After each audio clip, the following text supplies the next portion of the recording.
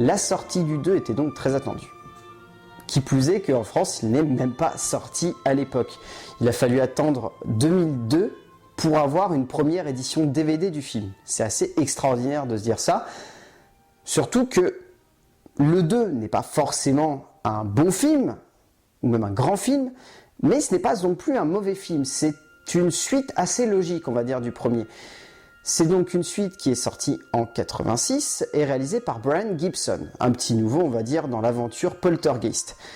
L'histoire, on va resuivre la famille Frueling, qui va cette fois être partie habiter chez la grand-mère donc de la mère Frueling, et voilà, les esprits vont revenir, les esprits vont se repointer juste après la mort de la grand-mère, pour faire simple.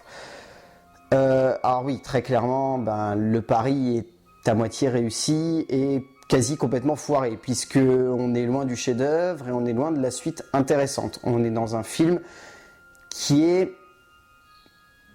bien, sympathique, tout au plus. C'est un film qui manque clairement de cachet, qui manque clairement d'inventivité, qui manque de l'audace qui faisait la force du premier, et qui manque tout simplement d'ambition, quoi. C'est clair et net. À part simplement vouloir faire une suite, on a la sensation que ce projet, il avait aucune autre notion, ou même idée, qui aurait pu faire en sorte que ce film aille plus loin que simplement être une suite de Poltergeist, point. Et malheureusement, ouais, c'est à ça qu'on a affaire. Brian Gibson a réalisé une suite de Poltergeist, point.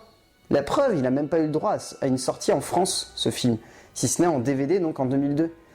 C'est dire à quel point le film n'avait même pas l'ambition de vouloir atteindre Poltergeist. Il voulait même pas avoir l'ambition d'être une suite. Il voulait simplement être un truc dans le trip de Poltergeist avec la même famille. C'est tout. C'est assez triste de voir ça parce qu'on aurait eu envie de voir un truc aussi ambitieux et aussi dingue que le premier Poltergeist. Malheureusement, on se retrouve avec un film qui reste tout de même intéressant. On va le voir. D'abord, le scénario donc signé par Michael Gray et Mark Victor, qui opèrent ici également en tant que producteurs, c'est-à-dire c'est eux qui ont eu envie qu'il y ait une suite, qui étaient donc les co-scénaristes avec Spielberg du premier. On sent que ces mecs-là avaient vraiment envie de pousser le trip plus loin, qu'ils avaient vraiment envie de pousser le délire des Poltergeist encore plus loin. Ça se ressent dans le scénario, parce que le scénario, il y a un vrai intérêt qui est porté au niveau du personnage de Carol Anne, qui pour le coup dans le premier était vraiment simplement l'objet, on va dire, central de la quête des parents. Là, elle devient le personnage central du film, dans le sens où c'est elle qui va, entre guillemets, mener la dramaturgie. Dans le sens où, dès le début, il y a un dialogue entre la grand-mère et Carol Anne, où on nous dit très clairement que la jeune Carol Anne aurait des pouvoirs un peu spéciaux qui feraient en sorte qu'elle puisse communiquer avec d'autres dimensions et d'autres espaces-temps.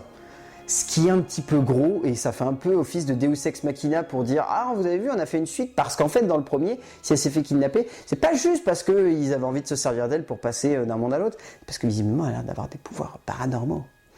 Ce qui est le Deus Ex Machina par facilité, quoi. C'est terrible, mais c'est le truc ultra facile, c'est de dire « Ah bah tiens, elle a des pouvoirs ». C'est comme ça qu'on peut justifier toute la suite de la dramaturgie. Ce qui fait que voilà, même avec une scène d'ouverture avec Taylor, l'Indien, ça apporte pas vraiment de complexité ou de force dramatique, c'est un petit peu dommage. Et même le sous-titre du film, The Other Side, donc l'autre côté littéralement, c'est juste histoire de nous dire tenez le coup jusqu'à la fin, parce qu'à la fin vous allez voir l'autre côté, l'autre dimension dans laquelle ils sont allés dans le premier. En fait, ça se trouve, c'est juste ça qui a drivé la suite. C'est juste de se dire, les gens, ils nous ont beaucoup demandé qu'est-ce qu'il y avait derrière quand la mère, elle va chercher sa fille. Donc peut-être qu'on devrait leur montrer ce qu'il y a derrière quand on va chercher la fille. Ce qui, en soi, est une idée assez débile et assez facile, on va dire, pour justifier un projet. Donc bon, pourquoi pas. Mais voilà, la narration manque d'élégance au-delà de simplement arriver à développer un petit peu le personnage de Carol Anne.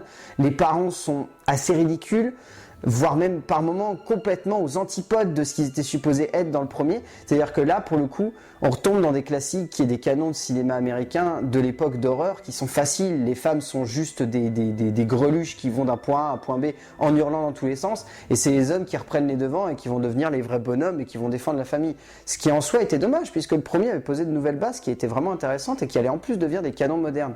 Et là, pour le coup, on retombe vraiment dans les vieux démons du cinéma d'horreur classique, et c'est vraiment dommage. Au niveau de la mise en scène, alors Brian Gibson, il fait le taf.